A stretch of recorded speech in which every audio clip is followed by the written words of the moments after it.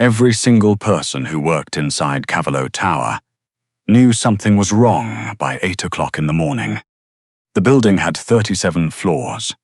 Zane Cavallo controlled all of them, and on most mornings, that control was invisible, seamless and total, the way air pressure is felt without being seen. People moved efficiently, decisions were made. Money changed hands in quantities that never appeared on any government filing. But that Tuesday morning, the 42nd floor felt like a held breath. 2 senior analysts had already been reassigned before 9.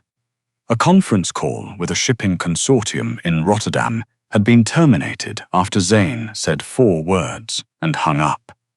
3 lawyers from the firm's retainer had gathered in the corridor outside the main boardroom, speaking in whispers and not one of them willing to knock on the door first.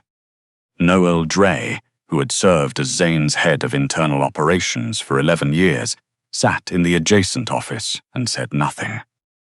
He'd learned long ago that speaking first in these moods was like poking a lit fuse. He did, however, make note of the 3 broken coffee mugs that had been removed from Zane's office before noon, and the fact that the breakfast tray had come back untouched. That wasn't unusual in itself. Zane Cavallo forgot to eat with impressive regularity. What was unusual, what Noel had learned to recognize over a decade of proximity to the man, was the specific quality of the silence coming from behind that frosted glass door. It wasn't the silence of concentration. It wasn't the silence of planning. It was the silence of a man looking at something that wasn't there anymore. Tilda Norris arrived on the 42nd floor at 11:17, the way she always did on Tuesdays, carrying a leather portfolio against her chest, a yellow highlighter tucked behind her ear, and an expression that suggested she was running 3 different calculations in her head simultaneously. She had worked as Cavallo Financial's senior forensic accountant for 3 years and 4 months. She was 29 years old. She wore sensible shoes and cardigans in colors that other people might describe as forgettable. She had soft dark eyes and a warm, unhurried way of speaking that made people feel, inexplicably, that they had said something clever. She was also, by the collective unspoken consensus of most people on the 42nd floor, the only human being on Earth who did not appear remotely afraid of Zane Cavallo. She knocked once. "Come in." She opened the door and stepped inside with the easy familiarity of someone who had done this enough times to stop being nervous about it. The office was large and cold. The windows behind the desk stretched floor to ceiling, offering a view of the city skyline in all directions. Zane stood with his back to her, hands folded behind him, looking at something below. He was 43 years old, broad-shouldered, dark-haired going silver at the temples. He wore his suits the way some men wore armor, not for appearance, but for function. He didn't turn around. "Quarterly projections," she said, placing the portfolio on his desk. "I flagged 3 irregularities in the Rotterdam receipts. Nothing catastrophic. 2 of them are almost certainly clerical. And the 3rd." She tilted her head. "Worth a conversation when you have 20 minutes. He turned then. His expression was the one she'd come to think of as his default setting, carefully empty, the way a room looks just before someone decides what to put in it. She set a second, smaller folder beside the first. "Also, I reworked the foundation disbursements for Q3. The numbers were right, but the categorizations were off. Someone in compliance was using the wrong codes." He looked at her instead of the folders. "Is there something else?" she asked. He was quiet for a moment. Then, "The coffee this morning was wrong." She blinked. "Wrong how?" He looked away. "The temperature." Tilda did not point out that she was an accountant, not a barista, and that the temperature of his coffee was not her professional responsibility. Instead, she said, mildly, "I'll mention it to the kitchen." She picked up one of the folders and began walking him through the Rotterdam discrepancy, with the same methodical patience she brought to everything, and for a few minutes, the 42nd floor felt almost normal. Then she closed the folder and hesitated. There was one more thing. He looked at her again. She shifted her weight slightly. Something she did, Noel had noted through the frosted glass on more than one occasion, only when she was about to say something she wasn't sure how it would land. I was hoping, she paused, it wouldn't cause any problem with scheduling. He waited. I need to leave at 5 today, sharp, not a little after. His expression didn't change. For what reason? The faintest color came up in her cheeks. Not embarrassment exactly. Something closer to shy amusement. My friend Pamela set something up. She's been on my case about it for months. She smiled down at the portfolio in her hands. I have a date tonight. Silence. The kind that had a shape to it. From the adjacent office, Noel heard it through the wall and slowly put down his pen. You may leave at 5, Zane said. His voice was perfectly level. Thank you, sir. She tucked the portfolio under her arm and walked to the door. I'll have the compliance corrections on your desk by Thursday. The door clicked shut behind her. For a long moment, Zane stood completely still. Then he opened the top drawer of his desk, retrieved a pen, and pressed it between both hands until the barrel cracked. Noel appeared in the doorway 4 seconds later. He looked at the broken pen. He looked at Zane's face. He looked back at the broken pen. Who was she meeting? Zane said. Noel considered lying, decided against it, himself, mainly. Find out who set this up. The man, where he's from, what he does. Noel blinked. This is about a date. Find out. Noel looked at the ceiling briefly, in the manner of a man cataloguing his own life choices. Then he said, Yes, sir, and went to do exactly that. His name was Drew Halston, 34, international logistics consultant, according to his LinkedIn. Lived in Midtown, no criminal record, reasonable credit score. Gabriel Trent, who ran Cavallo's intelligence operation out of a server room 3 floors below, and whom Zane trusted with information he wouldn't trust to anyone else, presented all of this with the professional neutrality of a man who had seen stranger requests. And, Zane said. Gabriel set the tablet down. Clean. Too clean. There's nothing on him before 22 months ago. No childhood, no college, no medical records, no photographs. His employment history starts in January of last year. The logistics firm is registered in Delaware and dissolves on paper every 6 months. Noel, who had been leaning against the wall with his arms folded, let out a long, slow exhale. He looked at Zane. You know I'm not going to say you were right, because that's not something I'm prepared to do. The holding company, Gabriel said quietly. It traces back to Quentin Morel. The room changed temperature. Quentin Morel had been trying to get into Cavallo's financial structure for 4 years. He'd bribed auditors, placed informants inside vendor companies, attempted 2 separate data breaches. He was patient, methodical, and, until now, had never once gotten close to the inside of the 42nd floor. Tilda had full access to 3 years of the company's real books. Not the filing versions, the real ones. She's not the target, Gabriel said. She's the door. Noel stopped leaning against the wall. Tilda didn't know any of this. She was standing in her apartment bathroom at 4:15, looking at herself in the mirror, with the specific expression of a woman who has decided, 3 separate times in the last hour, that she should just cancel and stay home. Her friend Pamela, who worked in marketing, had the energy of a golden retriever and had been suggesting blind dates for approximately 14 months, had picked out the dress. It was blue. It fit. That was, Tilda had decided, enough of a victory for one evening. She didn't do this often. She didn't do it much at all, if she was being honest. 3 years at Cavallo Financial had a way of becoming the whole world without anyone quite noticing. She knew the coffee order for every senior analyst on the floor. She knew which elevator ran slow on rainy days. She knew, because she had quietly observed it for years, that Zane Cavallo worked until midnight on Wednesdays and skipped dinner every single time, and that he read every sticky note she left on his coffee cups, even though he never once mentioned them. She didn't know why she kept track of that.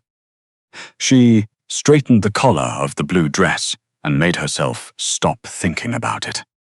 The restaurant was called Alira. It was the kind of place with good lighting and a menu printed on heavy cardstock. Drew Halston was already there when Tilda arrived, standing when she approached the table, pulling out her chair before taking his own. He asked good questions. He listened when she answered. He laughed at the right moments. He didn't look at his phone. He asked, about 40 minutes in, whether she liked her job. She said she did. It must be interesting work, he said. Finance, especially for a firm like Cavallo's. She smiled politely. It keeps me busy. And Cavallo himself, is he as intense as people say? She considered the question carefully, the way she considered most things. He's private, she said. People misread that as intimidating. Drew leaned forward, easy and warm. What's he actually like? She paused. Something small shifted in the back of her mind. Not an alarm exactly, just a noticing. The way the question had come around to the same subject it had been circling for the last 20 minutes, without quite arriving. The way Drew had laughed, just a beat earlier than natural, when she'd mentioned the 42nd floor. She considered her answer. Then she said, he's more careful with the people around him than anyone gives him credit for. She looked at her water glass. I've seen him pay medical bills for junior staff without telling anyone. Attend funerals for employees' family members when he had no obligation to. He doesn't make a show of it. She stopped. Felt the faint surprise of having said more than she intended. Drew nodded warmly. He sounds like someone worth working for. She reached for her glass of sparkling water. Outside on the street, in a black SUV parked 40 feet from the restaurant entrance, Noel turned to Zane. You know, he said conversationally, there are many things a reasonable man could do right now. Go home. Have a drink. Except that other people are allowed to have dinner. Zane was looking at the restaurant window. You've had 4 background checks run on a man you've never met, Noel continued. You postponed a $9 million contract review. You've placed surveillance around a restaurant, and you haven't blinked since we parked. Zane said nothing. I'm just noting the data points, Noel said. I'm not drawing conclusions. He paused. Also, she just defended you to him, to his face, without knowing you were watching. Something in Zane's expression shifted, almost invisible, but Noel had 11 years of practice. Gabriel's voice came through the earpiece. Movement in the parking structure below the restaurant. 2 of Morell's known associates confirmed 3 minutes ago. And the waiter who just approached their table, he's not on the restaurant staff list. Noel stopped talking. Zane opened the car door. He was already inside the building, crossing the dining room with the quiet, direct speed of a man who has calculated exactly how many seconds he has. Before the maître d' finished saying, "Excuse me, sir," every conversation in Alira stopped. Tilda looked up from the table with the glass of sparkling water halfway to her lips. She froze. Zane reached the table in 4 more steps, wrapped one hand around the base of the glass, and set it down. He turned it slightly, so it faced away from her. To the waiter who had delivered it, who was already edging toward the kitchen, he said quietly, "Don't." The waiter stopped. Noel appeared beside him. He spoke into a lapel mic. "We need the kitchen sealed and the exits covered." The restaurant was completely silent. Tilda stared at Zane. "Sir." He turned the glass upside down, over the decorative terrarium of succulents, arranged beside the table. The water pooled. 3 of the succulents curled at the edges within seconds, their stems darkened. A woman 2 tables away made a sound. Tilda watched the plants. She watched Zane's face. She watched Drew, across the table, who had gone very still in a way that was different from everyone else's stillness. Theirs was shock. His was calculation. "What is happening?" she said very quietly. Drew Holston, or whatever his name actually was, sat back in his chair. Something in his expression changed, the way a light changes when the source moves. The warmth was still technically present, but it had moved somewhere unreachable. "I think," he said, "the evening is concluding early." "Who sent you?" Zane said. Drew looked at him for a moment. "You already know."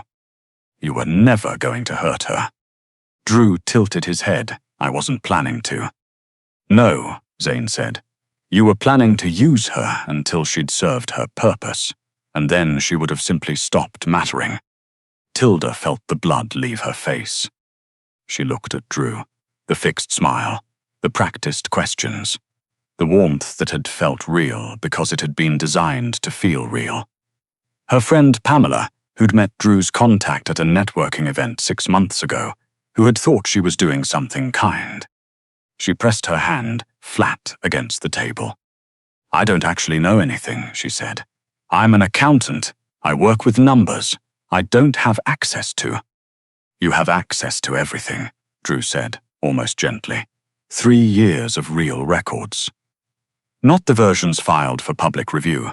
Anyone inside Cavallo's organization with your level of access is the most valuable person in the building.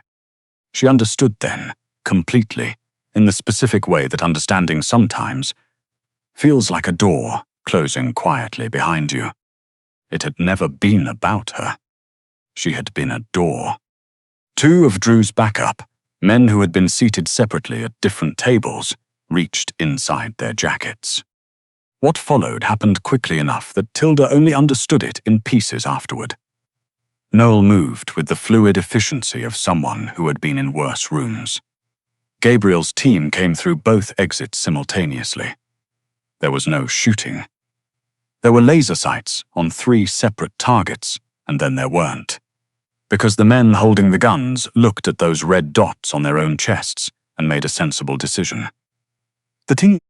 Drew was handcuffed without incident. As they walked him out, he looked back at Zane. "I spent months studying your organization," he said. "Your shipping routes, your financial architecture, your holding companies. I never found a weak point." He almost smiled. "Turns out it wasn't your money or your soldiers or your network." His gaze moved briefly, precisely, to Tilda. "It was the woman who leaves notes on your coffee." The door swung shut. The restaurant was very quiet. Tilda sat in the chair and did not move for a long moment. Then she looked at Zane. "You followed me here." "Yes." "You had him investigated before I even left the building." "Yes." She looked at the table, at the overturned glass, at the curled succulents. She thought about the questions Drew had asked, and how she'd almost answered some of them, and how she would have thought nothing of it because she had believed the context she'd been handed. She thought about Pamela, who had no idea. She stood up. Zane took 1 step toward her. She shook her head. "Not tonight." And she walked out. The 42nd floor was different in the days that followed. Tilda came back to work. That was never in question. She was professional, precise, and stubborn in the particular way of people who refuse to let someone else's crisis become their own. She submitted the compliance corrections on Thursday, as promised. She answered emails within the hour. She did not avoid Zane's office exactly, but she did not linger in the doorway the way she used to, waiting to see if he needed anything else before she left for the day. The sticky notes stopped. Zane noticed. He noticed the way a person notices when a sound that has been present for years suddenly isn't, not with a named thought, but with the constant, low-grade awareness of an absence. Noel noticed him noticing. "You know," Noel said, on the third day, in the tone of someone who has decided that enough is enough, the Rotterdam situation actually resolved itself. "We also closed the Meridian account, which you've been working on for 8 months. By any reasonable measure, this has been a good week." Zane was looking at the city. "You signed the Meridian contract twice," Noel added. "Both pages. Different signatures." Zane looked down at his hands. Noel sat across the desk. "You could go talk to her." "It isn't that simple."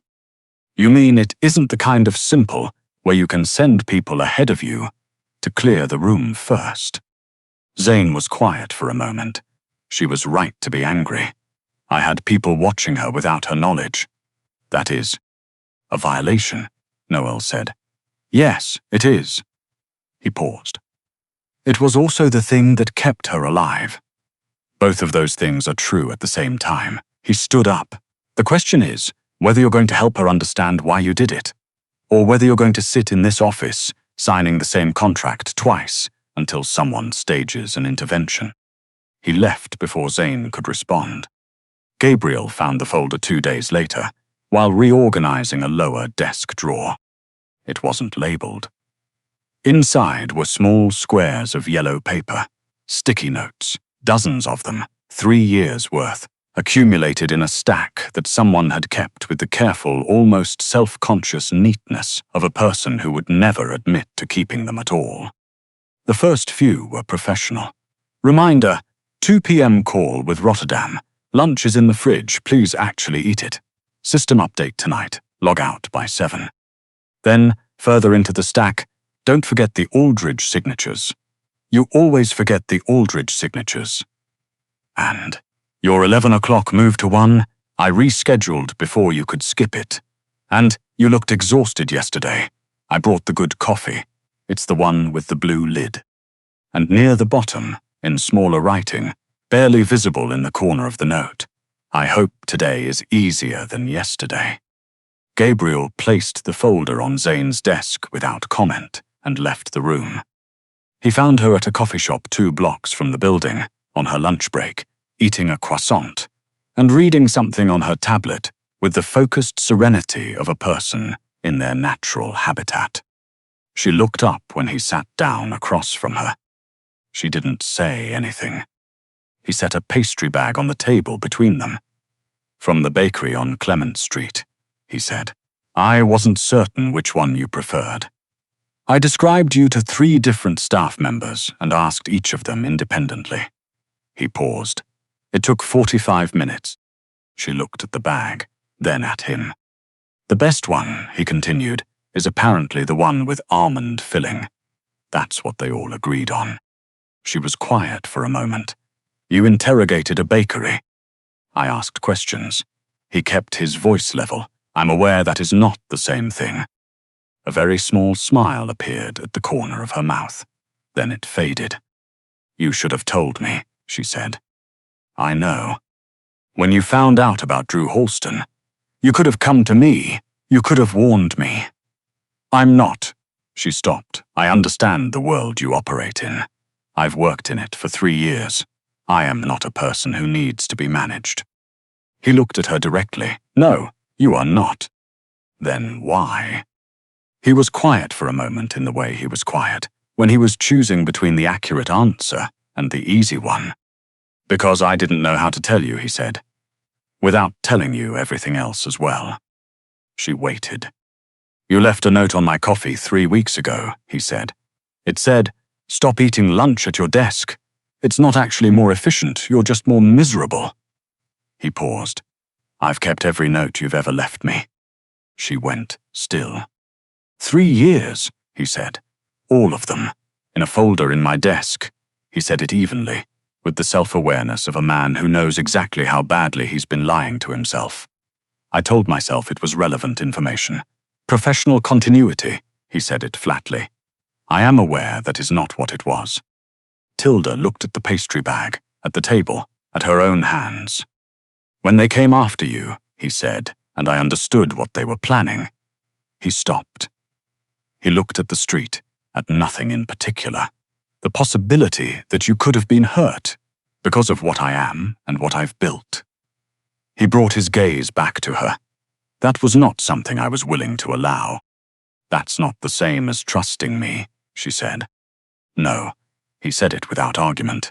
You're right, it isn't. He was quiet. I am better at protecting people than I am at. He stopped again, chose the honest word, letting them in. Tilda looked at him for a long moment. The coffee shop made its coffee shop sounds around them. Someone's espresso machine hissed. A door opened somewhere. You ate every single one of my lunches, she said finally. He blinked. What? I left a lunch in the fridge every Wednesday because I knew you'd skip it. She tilted her head slightly. You always pretended not to see it, but I checked every week. It was always gone. He said nothing. I thought maybe it was Noel, she said. I actually asked him once. He laughed for about 30 seconds and then told me to never ask again. Something shifted in Zane's expression, barely visible, but she saw it. You've been in love with me, she said. Not as a question. He didn't deny it. For longer than is, perhaps, reasonable to admit. She sat with that for a moment. The weight of it, the simple, enormous fact of it. I don't need someone to protect me from everything, she said. I need someone who will tell me what's happening, who will let me make my own decisions, who trusts me to handle the truth. I know, he said. Can you do that? He looked at her the way he looked at problems he intended to solve, with complete attention and no room in his expression for failure. I can learn to, he said. That's not the same as promising I'll be good at it immediately. She almost smiled. That's the most honest thing you've said in 3 years. He reached across the table and placed his hand next to hers. Not on it, just next to it. She looked at his hand, at hers. Then she turned her palm upward. 6 months later, at the Cavallo Foundation's annual gala, a reporter from a business journal caught Zane at the edge of the room and asked the question. Everyone in the building had been quietly asking for half a year. He was already looking across the room when she approached. Following his gaze, the reporter saw a woman in a deep green dress standing near the windows, talking to someone from the board. She had soft dark eyes and a yellow highlighter tucked, inexplicably, into the small clutch bag on her wrist. She was laughing at something. Who is she? The reporter asked. Zane kept his eyes on her when he answered. Tilda Norris, he said. Senior forensic accountant. She's been running the Foundation's compliance review for 2 years without anyone making a fuss about it, which is, he said, precisely the way she prefers to do things. He paused. She's also the reason I remember to eat lunch. Across the room, Tilda glanced over her shoulder. She found him immediately, the way people find each other when they've been keeping track for years without admitting it. She raised an eyebrow slightly, a question, a tease, the expression of a woman who knows exactly what is being said about her and finds it privately excellent.